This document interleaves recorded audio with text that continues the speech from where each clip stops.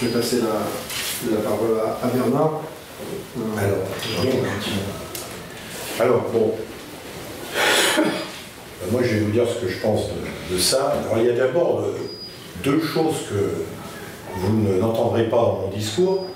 C'est l'utilisation du mot islamophobie, et je vais expliquer pourquoi. Et deuxièmement, population européenne et population non européenne.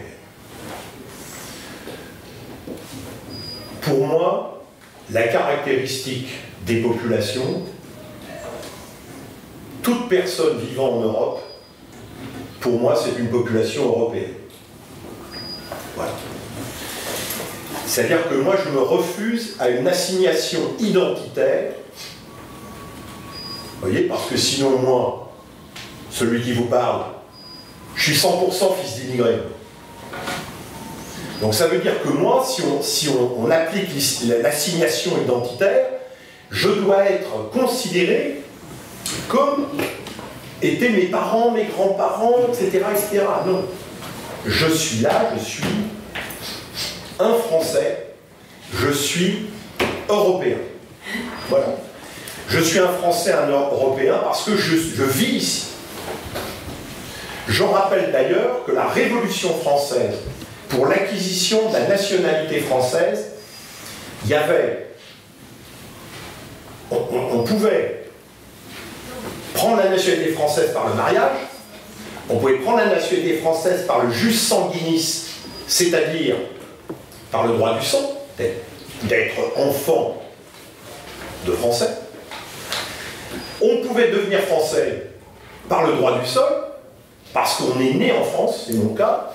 Moi, j'ai été Français avant mes parents. Et on pouvait être Français entre 1790 et 1794 par le jus domicilié. Il suffisait d'être domicilié en France depuis quelques années pour pouvoir devenir Français. Et on était à ce moment-là Français à égalité de droits et de devoirs. C'est ça la Révolution française, et c'est ça que moi je souhaite pour notre pays aujourd'hui.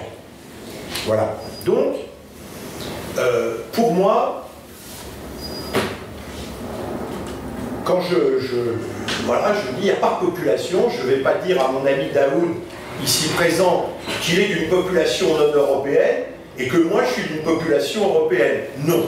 Daoud, pour moi, il est en France, il est, voilà, à égalité de droits et de devoirs avec moi. Donc il n'y a pas de population non européenne en Europe et de population européenne en Europe.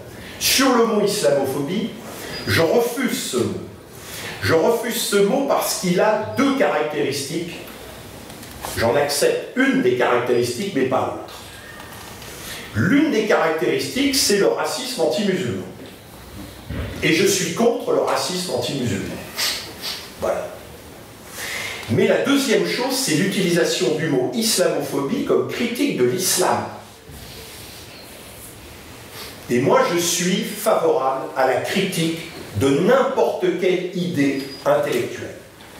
Je pense qu'on peut critiquer, je vais vous dire, y compris mes propres idées. Vous voyez comme je suis là. Bon, on peut critiquer toutes les idées, tous les livres, toutes les philosophies, toutes les religions. On a le droit de critiquer les christianismes, on a le droit de critiquer le judaïsme, on a le droit de critiquer les islams, on a le droit de critiquer le bouddhisme.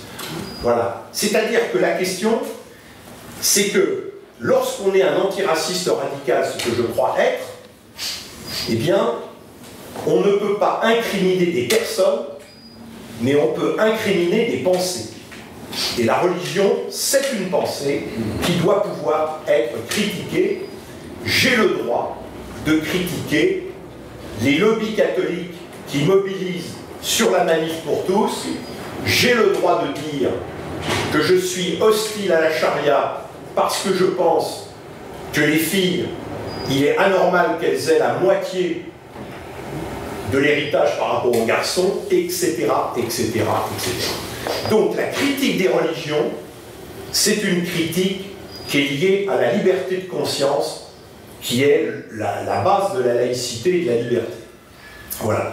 Par contre, il faut être intraitable sur toute forme de racisme. Et là, le racisme anti-musulman est à combattre. Le racisme anti-arabe est à combattre. Le racisme anti-juif, vous voyez, je ne dis même pas antisémitisme, moi je dis le racisme anti-juif, le racisme anti-protestant, le racisme anti-catholique, le racisme anti-blanc, le racisme anti-noir. C'est-à-dire je suis pour un antiracisme radical et je préfère utiliser racisme anti-musulman, car ça il faut absolument que nous combattons, mais je refuse de pratiquer l'autre. Bien, alors, de ce point de vue-là, ce que je pense, je l'ai dit tout à l'heure, la question, pourquoi l'assignation identitaire, je la refuse? Je refuse l'assignation identitaire parce que l'assignation identitaire nous amène à troquer la lutte des classes pour la lutte des races. Voilà. C'est-à-dire le problème aujourd'hui, ce n'est pas les catholiques contre les musulmans, ce n'est pas les juifs contre les musulmans.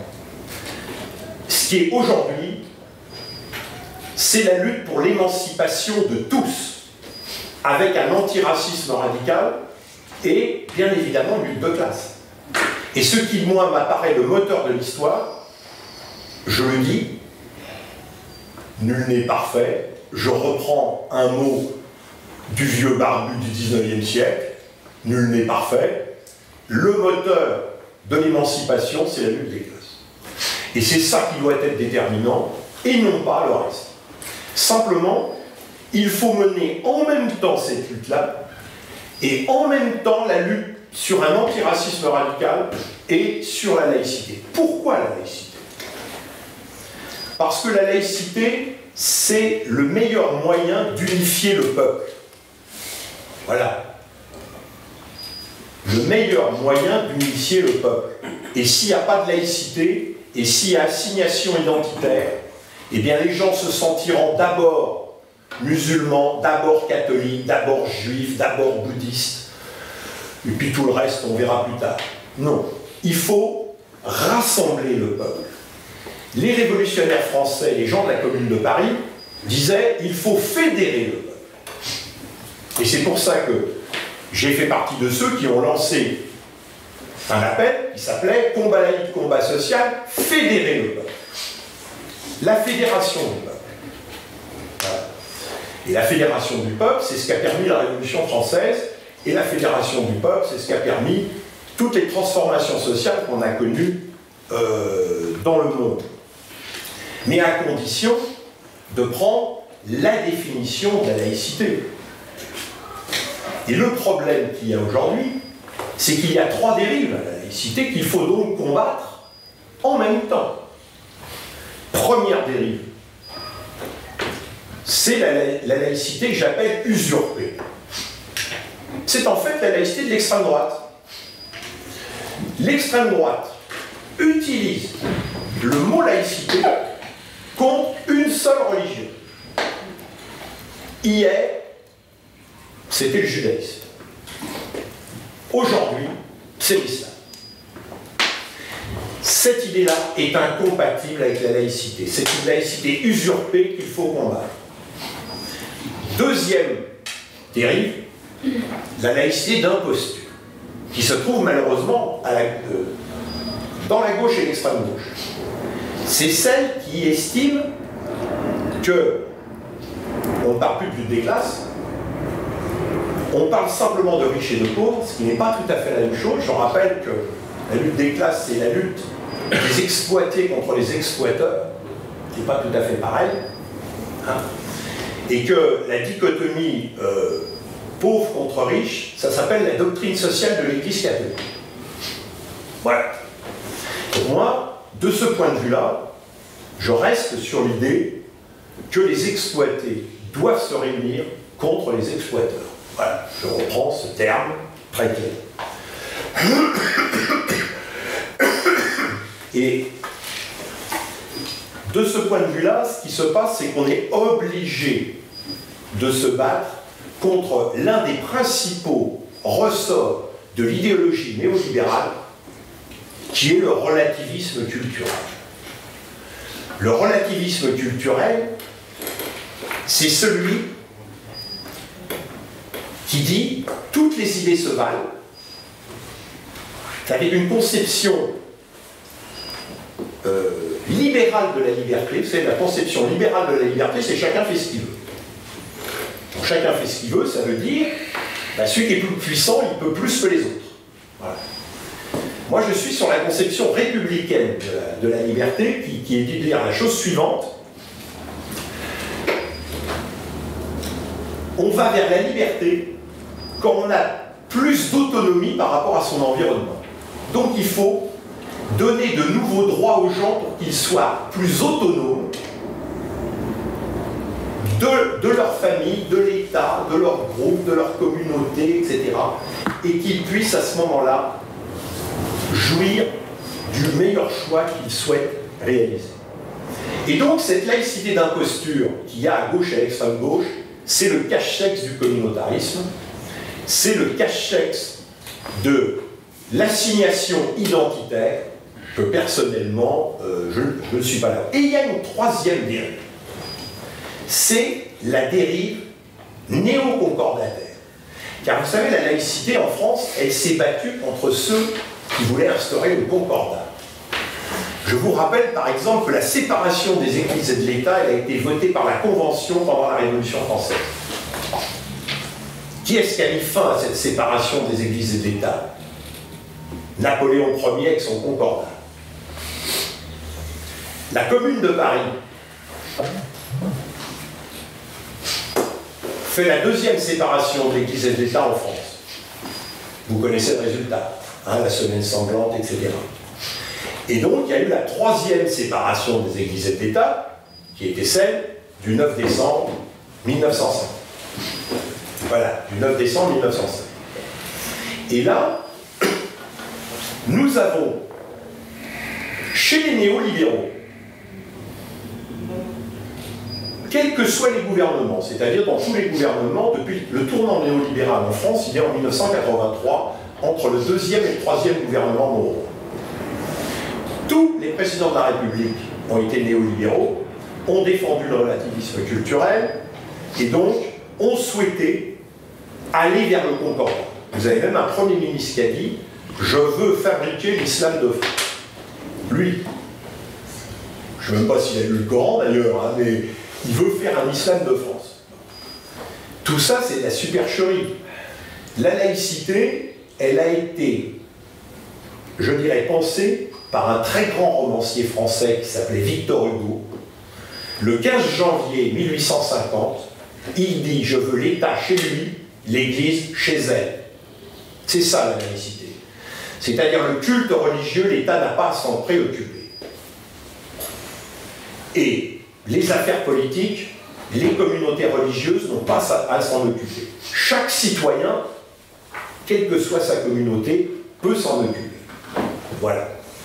Et donc, il faut lutter contre ces trois dérives, y compris la dérive néo-concordataire. Et bien évidemment, que ce soit les néo-concordataires qui se disent laïcs, alors qu'ils combattent la laïcité, que ce soit la laïcité d'imposture, ils se disent laïcs, alors qu'ils combattent la laïcité, et l'extrême droite se dit laïque, alors qu'elle combat la laïcité. D'où la difficulté, parce que dans le relativisme culturel, c'est chacun fait ce qu'il veut, et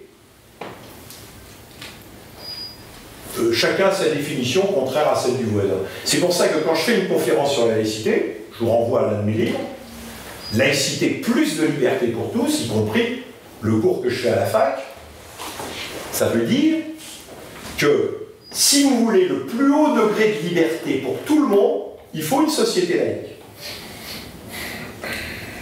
je dis bien, de plus haut niveau de liberté pour tous. Il est évident, par exemple, que quand le catholicisme en France était religion d'État, les catholiques étaient plus libres que les autres. Hein, voilà. Donc si on veut le plus haut niveau de liberté pour tous, il faut respecter les convictions. Voilà. Il faut respecter les personnes, quelles que soient leurs convictions, et il faut développer, je dirais, la conception laïque, liberté de conscience, universalité des droits, séparation de la sphère de l'autorité politique et de la sphère de constitution de liberté et de la société civile, et qu'un lien politique entre nous ne demande pas un lien religieux préalable. Voilà les 4 items de la laïcité, que je reprends bien évidemment d'un certain nombre d'intellectuels laïcs français. Donc, ma conclusion, elle est la suivante, c'est que dans un pays comme la France, toutes les avancées laïques ont eu lieu en même temps que les avancées sociales, et tous les reculs de la laïcité ont eu lieu en même temps que les reculs sociaux. Je vous donne les périodes d'avancée de la laïcité en France. La Révolution française, la Révolution de 1848, la Commune de Paris, la Restauration de la République, le Front populaire et la Résistance et le programme national du Conseil de la Résistance, qui a été publié le 15 mars 1944. Et je signale que ce n'est pas la loi du 15 mars 2004 qui a interdit les signes religieux à l'école. C'est le Front populaire avec les 3 circulaires de Jean Zay.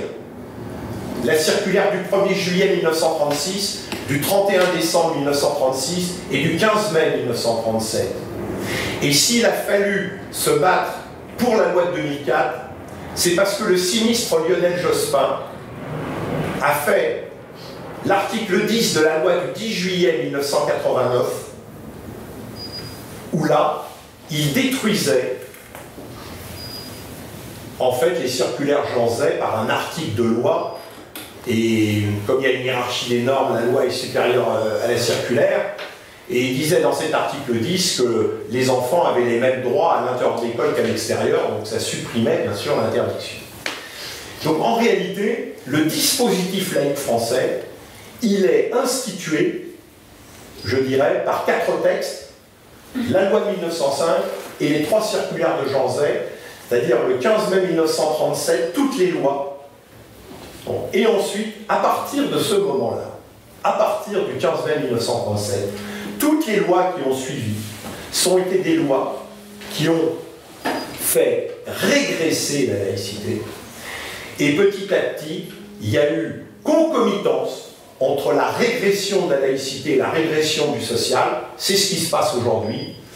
Parce que quand il n'y a pas de laïcité, il n'y a pas de rassemblement du peuple, il n'y a pas de fédération du peuple, et bien évidemment l'oligarchie, eh bien, elle dirige en divisant le peuple et en jouant sur les assignations communautaires. Voilà ce que je voulais. Merci beaucoup. Je voulais juste prendre la parole et puis après je vais avoir des questions. Moi je suis très content qu'on arrive à ce point du débat. Je voulais juste revenir sur un point. Alors, je crois qu'il y a une étape quand même. On n'est pas forcément, enfin, je me rappelle de Sylve qui était de la question sociale à la question raciale, où longtemps la gauche a chopé sur ce point-là, de savoir est-ce qu'on était enfin, ou est-ce que ça y est, c'était fini la question de la lutte des classes. Alors, il se trouve que je suis cité mal à propos dans ce bouquin, ce qui m'a longtemps perturbé. Mais pour moi, c'est pas ça.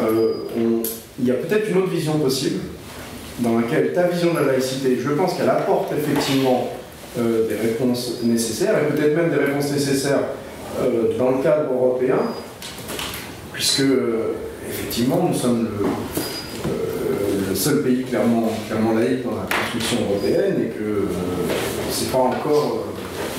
c'est une idée qui pourrait s'aimer au niveau européen. Il y a la Suède. Vous savez,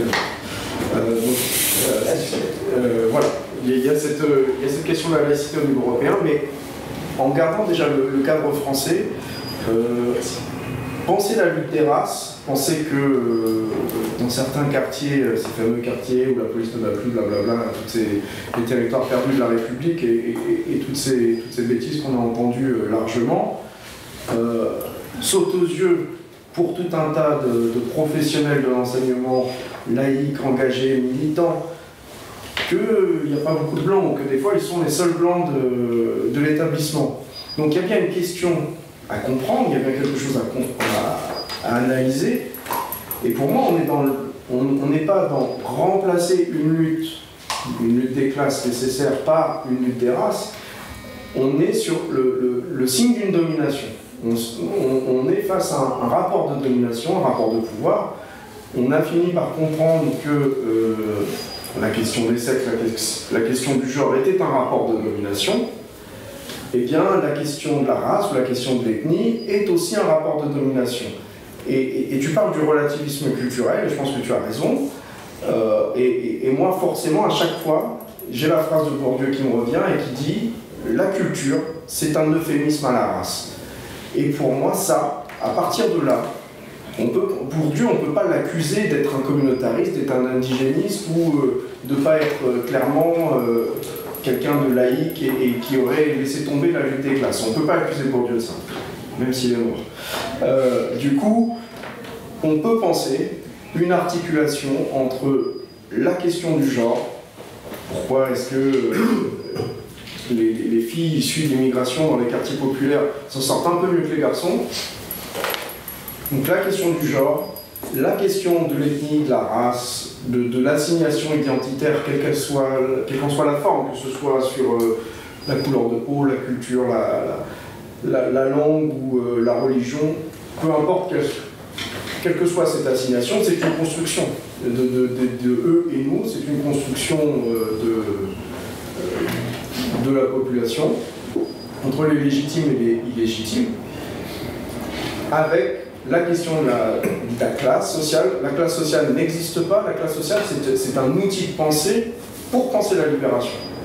Et bien pour moi, voilà, on est dans la construction sociale, et les trois s'articulent et doivent être pensés ensemble.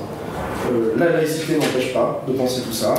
C'est peut-être un cadre nécessaire pour fédérer le peuple. Ça, je n'ai pas assez réfléchi sur ces questions pour savoir. Et du coup, j'ai une dernière question pour toi. Enfin, c'était pas une question, c'était une remarque, c'était mon point de vue. Mais qu'est-ce que tu en penses de populophobie? Islamophobie, j'ai compris. Et je pense que tu dis des points importants. Et populophobie, tu as la parole. Il y a une question. Et après, ah, oui. Après une place au débat. Oui. Mais... Je peux intervenir avant, vous voulez intervenir avant? Non, parce que moi aussi j'en avais, mais j'attendais. C'était... Il faut le débat, puis on se reviendra. Ouais, on va poser des questions. Et j'interviendrai juste après. En fait, déjà, merci pour ce débat, parce que ça donne l'occasion de mettre des choses importantes en regard, etc. Moi, je voulais simplement intervenir par rapport à cette idée de mettre la laïcité comme variable fédératrice. C'est-à-dire que la laïcité que vous décrivez, finalement, c'est une laïcité. Quand vous faites l'association Avancée sociale, Avancée laïque, c'est dans un monde encore avec une église catholique puissante. C'est un monde du passé. Depuis les années 60, on est passé à autre chose.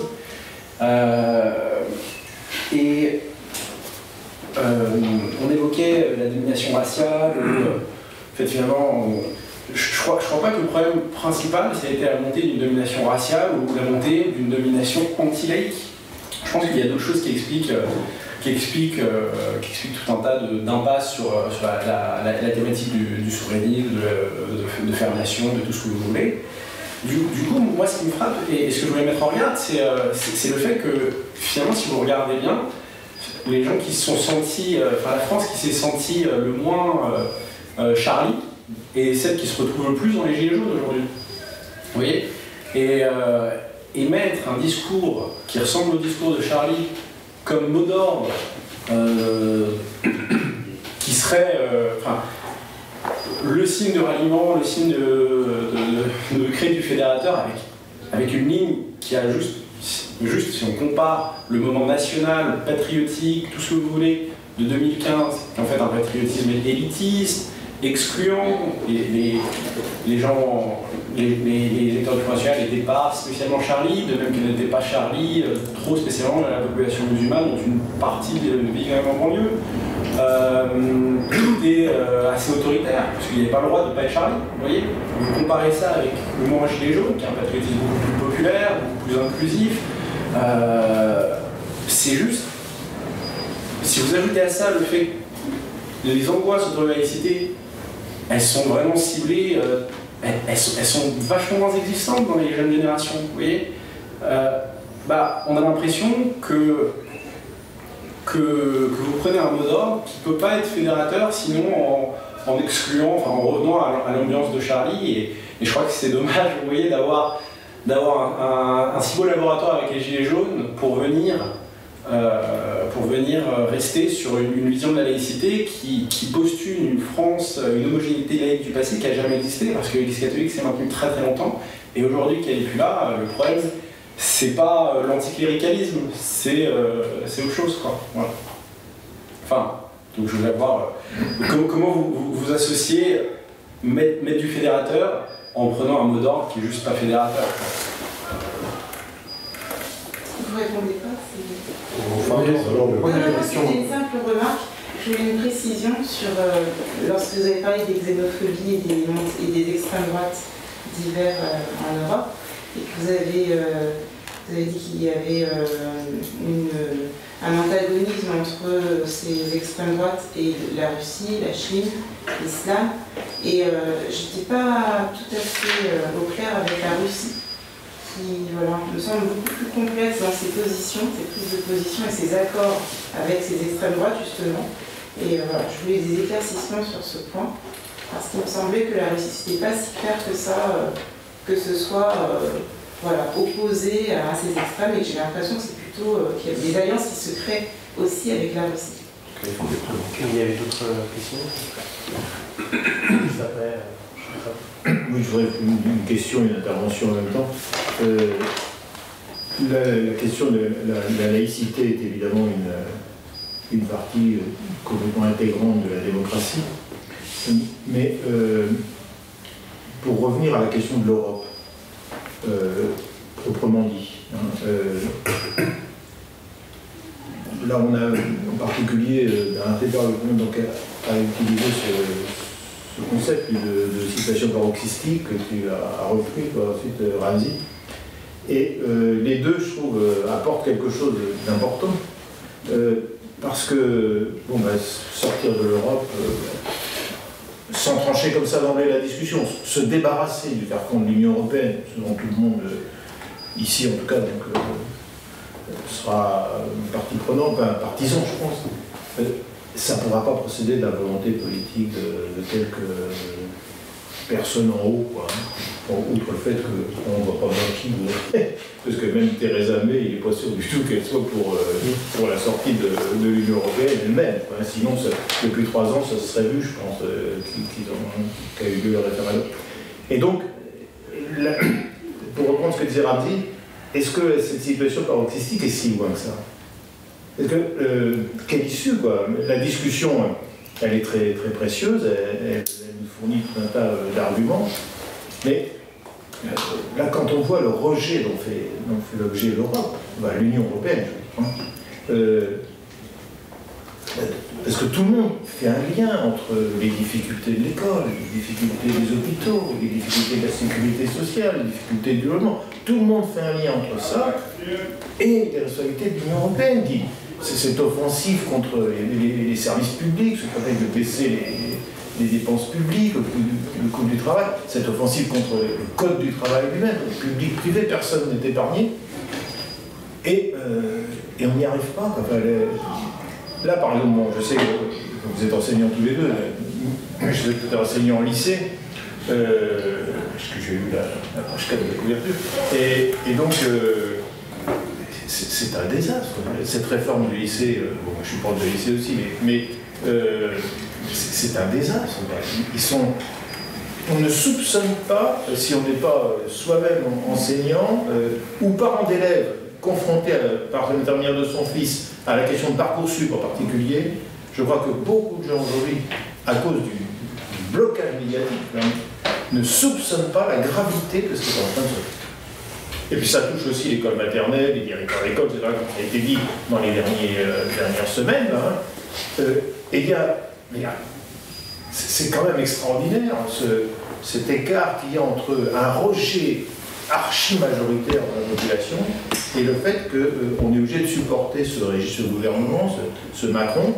Bon, et peut-être tout à l'heure, Bernard Tepper disait, bon, il y a les libéraux qui sont les tenants et l'extrême droite, qui sont les tenants de l'Europe.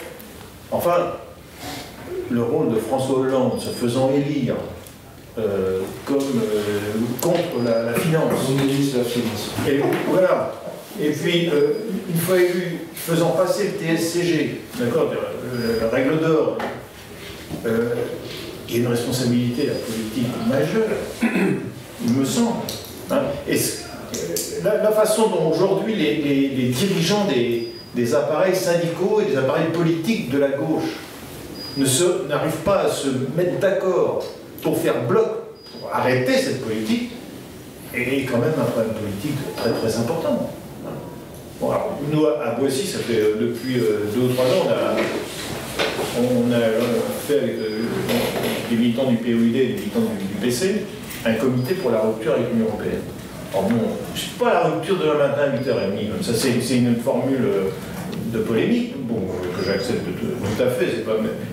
Mais en même temps, l'embrouillamini de tous les scénarios, c'est compliqué aussi, quoi. Non, bien sûr, ça n'existe pas la rupture de demain matin à 8h30.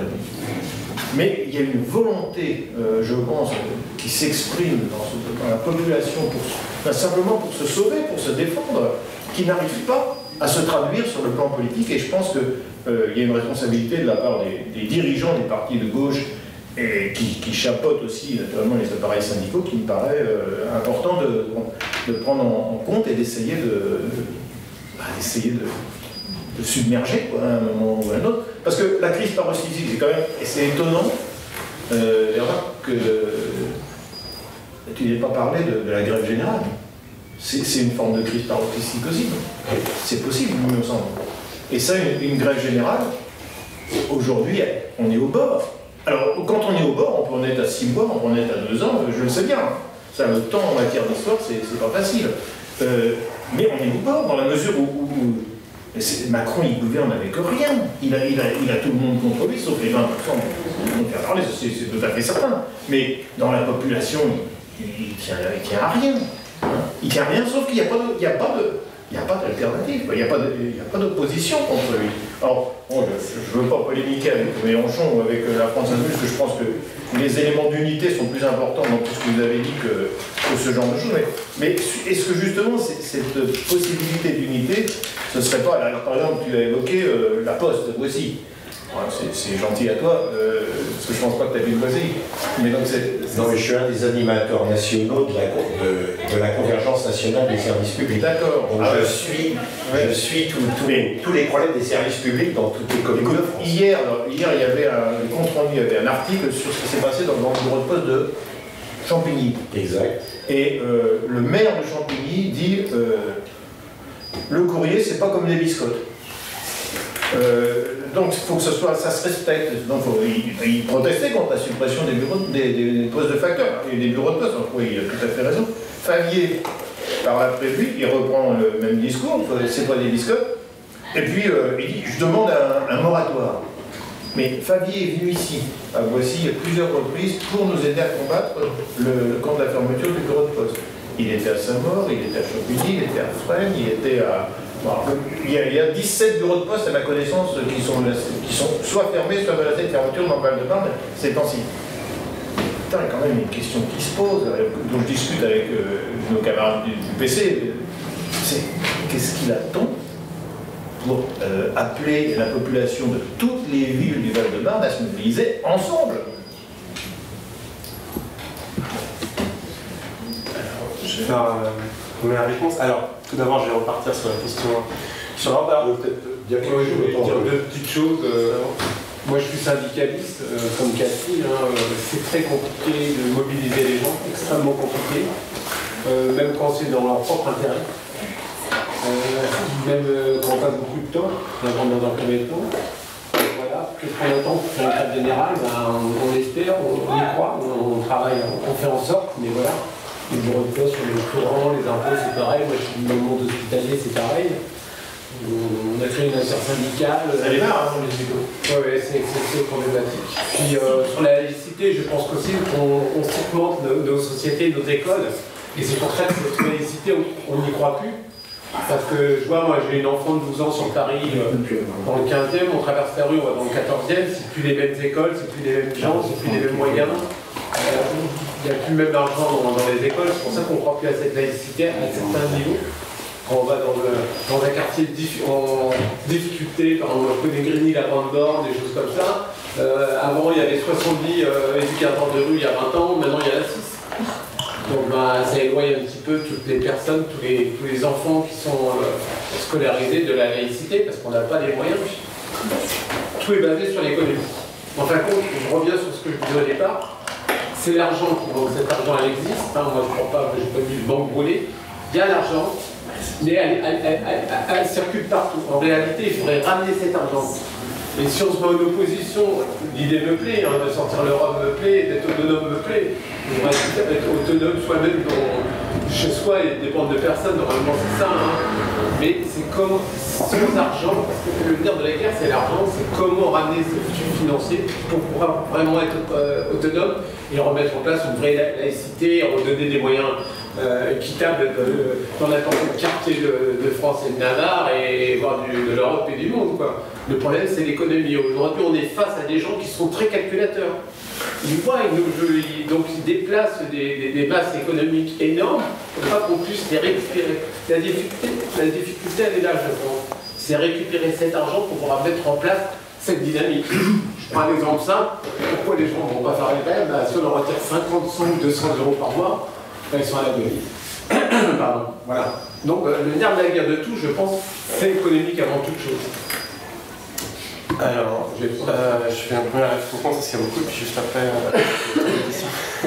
Donc la question sur la Russie. Alors déjà, en fait, ma phrase, je repartais de là, c'était Emmanuel Macron qui avait dit « Je veux faire une armée européenne face à la Russie, face à la Chine ». Et ce que j'ai montré, en fait, comment finalement ça montre que c'est pas une Europe de la paix, c'est une Europe de la guerre, une superpuissance, et que ce discours-là, militariste et belliciste, peut plaire aux extrêmes droites. Et par contre, c'est tout à fait vrai ce que vous avez dit, il y a une ambiguïté au sein des extrêmes droites européennes. Certaines font pro-russes, certaines font anti-russes en fonction de leur histoire. Et c'est aussi intéressant parce que du coup ça nous montre que, en fait, on ne sait pas si la Russie est européenne ou pas. Et c'est intéressant parce que tout à l'heure Bernard a repris une expression que j'avais employée, j'avais dit on essaye de trier entre les populations européennes et non européennes. Ce que j'avais bien précisé avant, c'est qu'en fait, on ne sait pas qui est européen. Parce que tu as dit tout à l'heure, je suis enfant, je suis européen. Et si tu es né en Russie, si tu es né en Turquie, européen ou pas européen? Et en fait, on ne peut pas savoir parce qu'européen c'est une identité qui n'est pas fondée sur un contrat politique. Au contraire, justement, tu as bien différencié avec la France où on a un territoire délimité, où on a un contrat politique, une constitution, on peut déterminer ce qu'est être français. Et déterminer ce qu'est être européen, quand on y réfléchit bien, on n'y arrive pas. D'où ma thèse qu'en fait, derrière l'idée d'être européen, il y a derrière, implicitement, un contenu culturel, un contenu identitaire. Et vous avez posé la question, en fait, pourquoi on n'arrive pas à faire l'unité? Tu peux me tutoyer, parce que sinon, ça me gêne. Comme je t'ai tutoyé. Pourquoi on n'arrive pas à faire l'unité? En fait, je pense que l'unité, il faut la faire sur des objectifs très clairs, comme par exemple la poste, on a parlé, et en étant conscient des obstacles et des tabous. Et aussi, le but de mon livre, c'est de lever les tabous, de forcer au débat. On ne sera pas forcément d'accord avec ce que je dis sur l'islamophobie ou autre, mais au moins, on aura mis le sujet sur la table, on aura prouvé l'accès. Je considère qu'il y a deux gros obstacles qui empêche la reconstruction de la bouche. On peut teindre l'obstacle européen. Tout le monde est d'accord pour critiquer les traités, mais tout de suite on se dit mais on n'y arrivera pas tout seul, il faut l'accord des autres pays. Tu parlais de Hollande qui parlait lutter avec la finance, mais il ne peut pas parce que Merkel n'est pas d'accord. Il faut qu'on arrive à se débarrasser de cet obstacle, c'est-à-dire européen. C'est pas intéressant, on s'alliera avec les pays qui veulent. Si l'Allemagne veut s'allier avec nous, on prend. Si la Tunisie veut s'allier avec nous, on prend, peu importe qui est européen ou pas européen. On s'alliera avec les pays qui le veulent et on n'attendra pas l'accord de Merkel ou d'autres avant d'agir. Donc c'est ce tabou européen qui peut faire voler en éclat. C'est le premier. Et après, le deuxième tabou, c'est le tabou du fait qu'on nous a divisés sur ces questions de religion, de laïcité, et qu'en fait, il y a eu une instrumentalisation et un dévoiement de la notion de laïcité qui a été utilisé pour diviser la gauche. Et en fait, la gauche a passé plus de temps finalement à se battre entre elles sur les différentes définitions, en étant d'accord avec 99%, mais on a la divergence sur ça, et elle a passé plus de temps à se battre qu'à réellement affronter nos dirigeants. Et j'ai noté des termes, par exemple, c'est toi, Bernard, quand tu as parlé d'assignation identitaire, sur le fait que j'ai parlé de population européenne et non européenne, alors qu'en fait, c'est pas moi qui fais cette distinction, justement. C'est nos dirigeants qui font les distinctions. Et donc, quand il y en a qui emploient des termes comme race ou autre, il faut toujours poser la question, est-ce que vous les employez pour essentialiser, ou est-ce que vous les employez simplement pour désigner ce que font nos dirigeants, ce que font les pouvoirs? Et en fait, on va découvrir dans 99% des cas, en reformulant et en posant le problème clairement, finalement, il n'y avait pas de conflictualité que ça. Pareil, tout à l'heure, j'ai entendu le mot communautarisme. Alors, ce mot-là, j'ai tellement entendu, comme désignant les communautaristes, c'était toujours les habitants du quartier populaire, on pas expliqué ça. Alors qu'en fait, aujourd'hui, c'est qui les communautaristes? Qui impose leur règle à la société? C'est les classes sociales européistes. Hein. Voilà, c'est les riches, c'est les dominants. Donc, il faut arrêter en fait de toujours être en fait, tout le temps sous le joug de nos dirigeants, de nos gars qui nous disent allez, il faut vous désolidariser de machin, de bidule. Et est-ce que vous condamnez ceci? Est-ce que vous condamnez cela? Attends, on va replacer les choses dans le bon sens. Déjà, on est dans une situation d'injustice pas possible. Déjà, il y a tous ces problèmes. Ensuite, on verra ce qu'il en est. Et évidemment que la lutte des classes est un moteur, mais qu'est-ce qu'on entend par là? Si on veut dire par là, c'est que la question sociale, c'est plus large que ça. Ne serait-ce quand on regarde l'histoire, le capitalisme européen, il s'est constitué sur la colonisation, sur l'esclavage. Tout ça c'est imbriqué. Excuse-moi, c'est juste la race, c'est une forme du social. On peut le dire de différentes formes. Moi, je comprends que des gens aient un problème avec ce mot. Je ne suis pas fétichiste des mots, juste historiquement, le capitalisme s'est fondé sur l'esclavage et sur l'apartheid dans les colonies, et aussi sur le patriarcat. Donc ça a été expliqué par bien des auteurs féministes, et donc là, il n'y a pas d'opposition. Peut-être qu'il y en a qui font des oppositions, mais la plupart, en fait, ne souhaitent pas faire d'opposition, souhaitent au contraire mener de front ces différents combats. Et je finis sur la laïcité. Alors la laïcité, aujourd'hui, c'est vraiment le mot qu'on a à toutes les sauces, à toutes les tartes à la crème, qu'on ne définit jamais précisément. Et j'étais stupéfait en fait en écoutant ce que disait Bernard, parce qu'il y avait des phrases que je pouvais reprendre telles quelles, mais je ne leur donnais pas forcément exactement le même sens. Et donc c'est ça qui serait intéressant de voir finalement si on donne le même sens ou pas, parce que finalement c'est ça l'idée, c'est qu'il faut être sur des objectifs concrets et clairs, pas seulement sur des mots d'ordre. Donc moi je souscris tout à fait à la thèse selon laquelle ces dernières décennies de libéralisme et de politique antisociale s'accompagnent d'un recul de la laïcité. Mais la laïcité, en quel sens? Et bien, ce qu'on a fait depuis des années, c'est mettre sans cesse des coups de canif à la loi de 1905. Et la loi qui personnifie ça, et j'en parle dans mon ouvrage, c'est la loi El Khomri. La loi El Khomri, c'est la libéralisation du droit du travail, et c'est aussi ces coups de poignard à la loi de 1905, la loi de 1905 qui disait que finalement, c'est l'État qui doit être laïque, c'est les autorités qui doivent être laïques. Et là, on nous dit maintenant, ce seraient les employés dans les entreprises qui n'auraient plus le droit de porter le voile. Et donc, ça veut dire qu'on a modifié le sens de la laïcité. Et c'est ça, quand on parle de quelle laïcité vous parlez? De 1905 ou de cette nouvelle règle? Ou est-ce que vous parlez encore de ces personnes qui nous expliquent que la laïcité, c'est ne pas porter de burkini sur la plage? Allez voir la loi de 1905, c'est pas marqué interdit de porter le burkini. Allez voir les circulaires Janzet, c'est pas marqué c'est interdit de porter une jupe trop longue, parce que je sais pas si vous êtes au courant de ça, mais il y a un conseil des sages de la laïcité qui a été mis en place avec Laurent Bouvet, et qui a expliqué qu'en lisant la loi de 2004 et les circulaires Janzet, il a trouvé dedans que les filles n'avaient pas le droit de porter des jupes trop longues. Et ça a même été mis dans un document public, le Vademecum de la laïcité. Et c'est ça le problème, c'est qu'en fait, on met pas les mots, enfin on ne précise pas ce que c'est. D'ailleurs, je ne sais pas si Bouvet est pour la sortie de l'euro du tout. Je l'ai jamais entendu. Mais c'est les classes dominantes. Non, mais c'est ce qui en dit. C'est les classes dominantes qui cherchent à nous diviser. Mais si la laïcité, c'est revenir justement à la situation antérieure à ces décennies de libéralisme, mais là, je pense qu'en fait, ça peut plaire à tout le monde. Si on allait, qu'on expliquait justement que la laïcité, c'est la liberté de vous habiller comme vous voulez, de porter un foulard si vous le voulez, et par contre, on n'a pas le droit de vous imposer. Mais tout le monde serait d'accord avec ça. Là, vraiment, ça fédérerait la population. Et là, il n'y aurait plus de terme de communautarisme ou de je ne sais pas quoi. On retrouverait ce sens, comme on retrouverait le sens au départ de la Révolution française, qui était de dire bah, peut être français toute personne qui vit sur ce territoire, peu importe d'où il vient, mais on a oublié ça. Et on a oublié que pendant des années, on nous a fait croire qu'on était finalement dans une sorte de république française qui réaliserait les idéaux de 1789 et de 1793, alors qu'en fait nos dirigeants ont fait tout le contraire. Même un Vendéen avait systématiquement, ils ont fait tout le contraire. Et moi, alors, ce qui me stupéfie le plus, c'est les républicains, mais là je mets beaucoup de guillemets, une certaine gauche républicaine qui se réclame de la Troisième République, qui dit la Troisième République, c'était bien, c'était l'État républicain, en occultant tout à fait la colonisation, en occultant le fait qu'effectivement en Algérie, il y avait discrimination des droits, donc on pouvait naître français en Algérie mais ne pas avoir le droit de vote, être considéré comme inférieur. Ça j'en parle aussi dans mon livre parce qu'il faut revenir sur cette histoire pour comprendre ce où on en est aujourd'hui.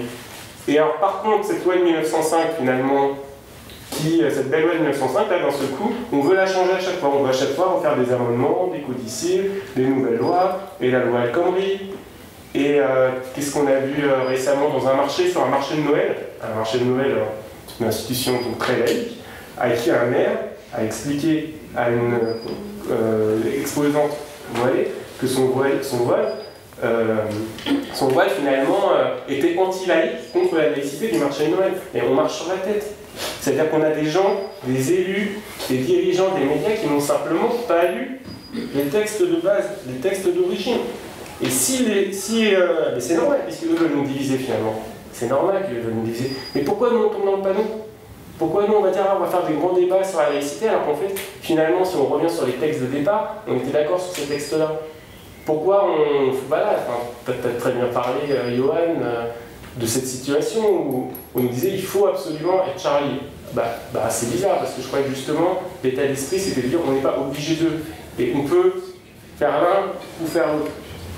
Mais cette injonction elle vient d'où? Elle vient du fait que c'est le pouvoir dominant, c'est l'état dominant, c'est un Manuel Valls par exemple. Et donc,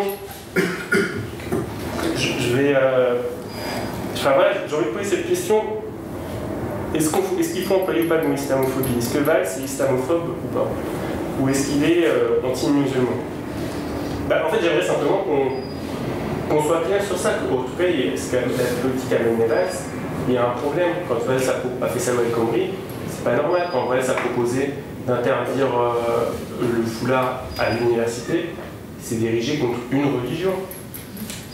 Et évidemment que tous les... ça ne veut pas dire que tous les musulmans sont pratiquants, ou que tous les musulmans portent le foulard ou quoi que ce soit, bien sûr que non.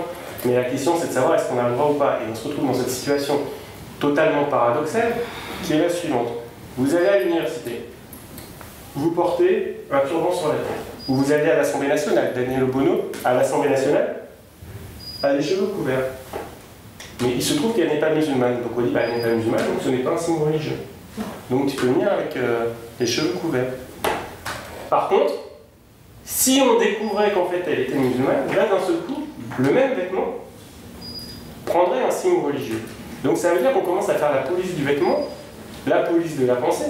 Et là encore, on tombe vraiment dans le panneau parce que même là on est en train de passer des heures. C'est Briand quand je parlais. Briand il disait de toute façon si on enlève un signe, on va trouver un autre signe. Et on passe du temps à débattre de sujets sur lesquels finalement on devrait être tous d'accord, ou au moins être d'accord sur le fait de dire qu'aujourd'hui l'urgence, c'est le combat social, c'est lutter contre ce système, c'est défendre les gilets jaunes, c'est lutter contre le racisme, c'est lutter contre le sexisme. Et on en vient à faire des débats de ce type, à se demander est-ce que la chanteuse Ménel a le droit ou pas de chanter. C'est l'état intellectuel. Moi je ne désespère pas de dire que c'est en train de changer, que les gilets jaunes ont fait prendre conscience que c'était pas par ce bout-là qu'il fallait le prendre. Et du coup, vraiment, l'intervention de Yann était très intéressante. Et simplement, la légère différence de toi, c'est que pour moi, on peut réutiliser le mot laïcité dans le bon sens du terme. On peut justement. Ouais, non, mais peut-être que tu as été ce que. Voilà. Pour que ce soit très clair, voilà. la loi, juste pour que ça soit très clair, franchement, la loi sur le foulard à l'école, à la limite, je veux dire, j'entends tout à fait qu'il y a un débat. Moi, je suis pas du tout fermé. Mais par contre, ensuite, ce que disait Ramzi, il y a vraiment des choses où. Voilà.